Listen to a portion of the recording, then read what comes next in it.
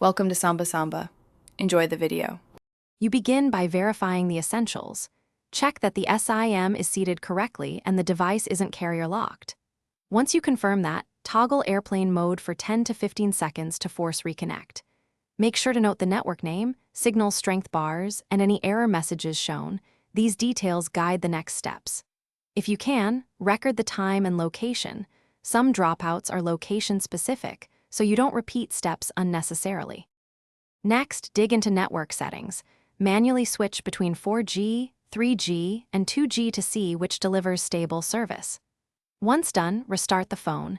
That often completes the radio handover. If instability persists, reset network settings to clear misconfigured APNs and saved Wi-Fi profiles. This won't erase files but will remove network pairings. Then insert a different SIM or try your SIM in another phone to isolate whether the problem is the SIM, the device, or the carrier. Finally, contact your carrier to confirm there are no outages and that your line is provisioned correctly.